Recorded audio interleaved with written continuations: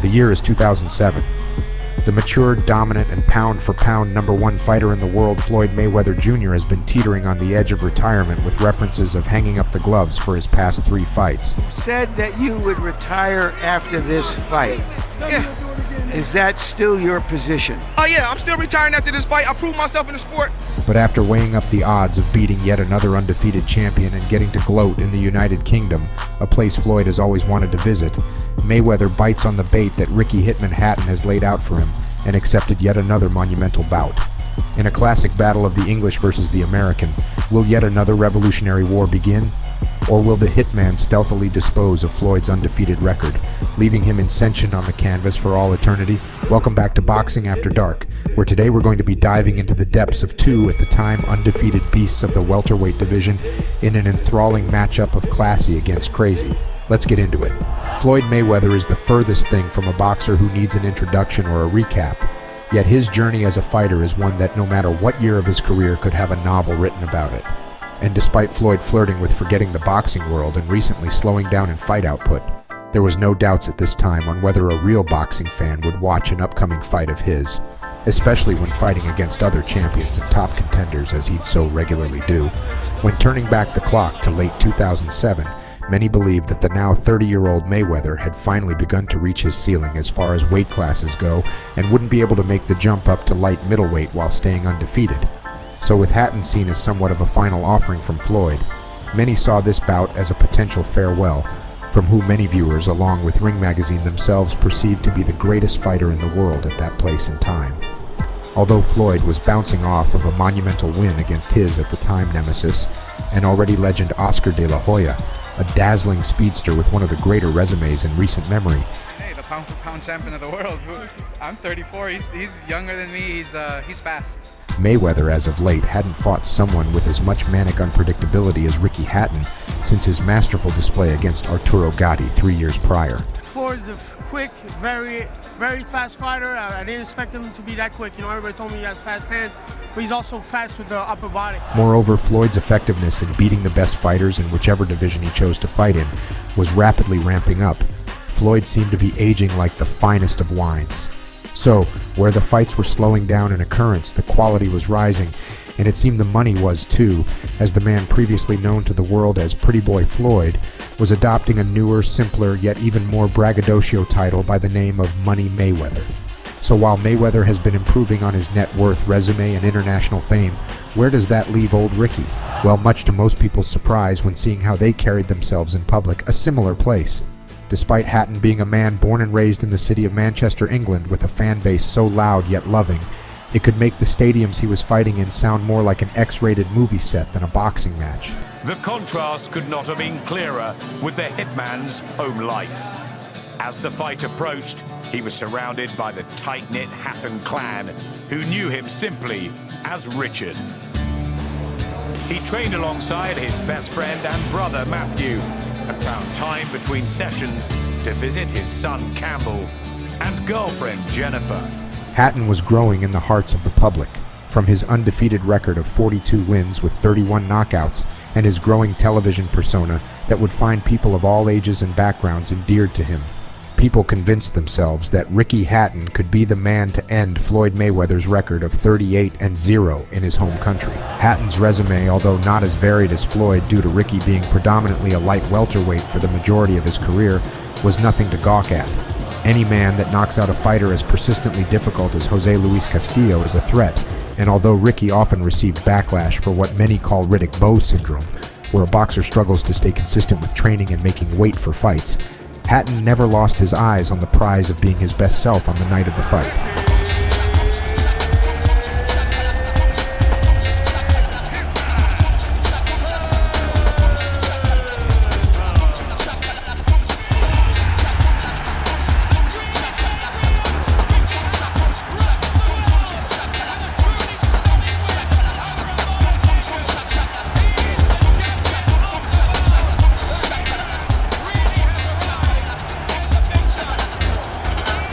Pre-fight tour, although probably unnecessary due to the stardom of both fighters, was entertaining and exciting as could possibly be.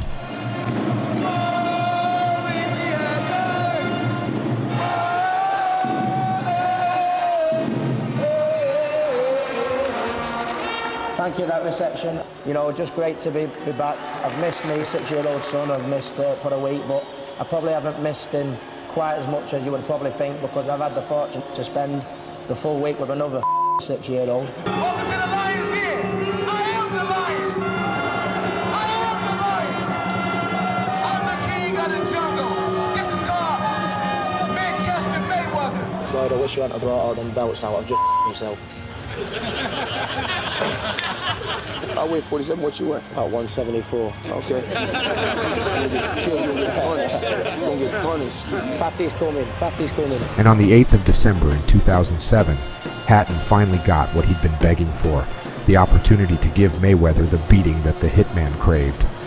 Whether that was his destiny on this night was anyone's guess, but no boxing fan could afford to miss such a performance of raw emotion. As the sleigh bells ring and the Christmas trees encloak America with a sense of wonder and joy, Mayweather and Hatton enter the ring with a deafening crowd, whilst inside they seem silent and focused. As the all-too-familiar Born in the USA erupts through the MGM Grand Garden Arena speakers in Las Vegas, it's soon drowned out by the drunken yet heartfelt singing of the traveling supporters of Ricky Hatton. And for the first time since the days of Pretty Boy Floyd, Mayweather is the one who must gain the crowd's approval rather than flex it. The bell tolls and the fight begins. Watching Floyd Mayweather fight, feast your eyes. He flatly claimed to us yesterday that he will not fight in either calendar 2008 or 2009. Hatton would never say any. So far, Mayweather is doing a very good job of keeping Hatton in no man's land. Foot specialist is a very, very serious. Thunderous roar from the crowd, or at least as long as Hatton is functionally in the fight. Good straight right hand by Mayweather. Another effective, accurate counter punch. He's got to continue to do if he's going to do anything, because he's going to have to slow down. Decidedly, Mayweather. He's landed, I'd have to say, for the ring, the fight is but still taking punches. And some of them have been very... But if he lets Ricky start...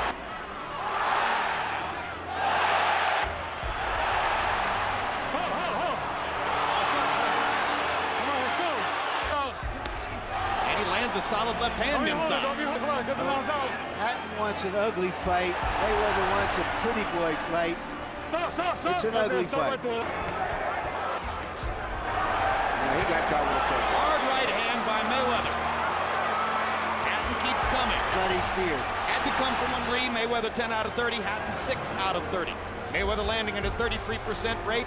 Hatton landing at a 20% rate. Neither man throwing many punches. Neither man having time to throw many punches. Too much talking with Cortez. And Ricky Hatton. And that's it what Brothers and landed good shots on the inside. They're doing the same thing over and over. Basically, those simple punch, right hand lead. And maybe that Hatton's eye opened up again. Yeah. Mayweather, Hatton's head back. He's got to. Ricky's making him have to fight. This is definitely not Dancing with the Stars. A good round for Floyd Mayweather, and it's according to CompuBox. Mayweather is still... But he's still leaving himself open, pushing him with his elbows. Hatton lands an uppercut. This is a good round for Ricky Hatton so far. Now Mayweather gets to where he wants to fight. In the power shots in round 5, according to CompuBox, Hatton 12 out of 52. Mayweather only 5 out of 19. He's quick with it. He disguises it with his lead shoulder very accurately. Is penalized. Point for Hatton. Come on. And he's saying that Mayweather turned his back. Mayweather hasn't done much offensively in the round. From my perspective, I think Hatton has come back and evened out the round.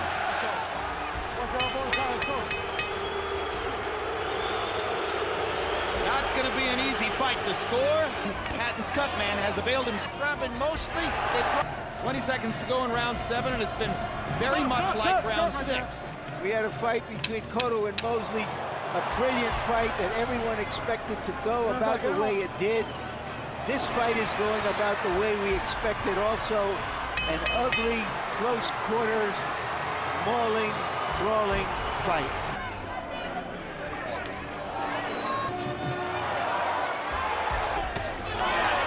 Uppercut by Mayweather. good punch. Now, Floyd is really... He's mixing up his attack. Well, Ricky is bringing the best out of him. Great right hand seems momentarily to stun Hatton. But Ricky bounces and comes forward again. More aggressive like he was a few seconds ago. Biggest time. Good quick left hook by Mayweather as Hatton came in. Sometimes it's the right hand, sometimes it's the left hook. Huge round for Mayweather here in the 8th. And don't forget, there's no standing count here. Mayweather believes he's got Hatton in big trouble. Now Hatton shows he's not done yet. Round 8 sees Floyd well and truly ready for whatever Ricky throws at him and continues to keep his defense on top form, and effortlessly lands some surprisingly big bombs on Hatton's constantly exposed face. That was a landslide round from Mayweather, who by CompuBox count landed 26 out of 46 power shots. 6 of 31 for Ricky Hatton. Floyd Mayweather. Between Mayweather's connect percentage and the percentage of punches landed against him, and you're seeing it again here tonight. Not landing clean, effective blows. Does nothing to dampen the Roy Jones at the peak of his career. Now there's that straight right hand again. Almost as if he wanted to show he could do it. Floyd Mayweather unveiled his jab in round 9 and landed 11 of 15 of them. 5, 3, 1 even. Who's 44 and done. They've been stride for stride throughout their career. Check left hook. Left hook. A check left hook went What right a into left it. hook. You never saw it. What a perfect shot. And he is on shaky legs. Yeah. He's on shaky legs. He's got to bide time here. Every situation for Hatton. This fight is over. Floyd Mayweather has a knockout victory over Ricky Hatton. Mayweather dealt with a situation or a fighter he's never been confronted with before. And it brought the best out of him. He stayed close and closed the show. A brilliant performance once again. Well said, Emmanuel.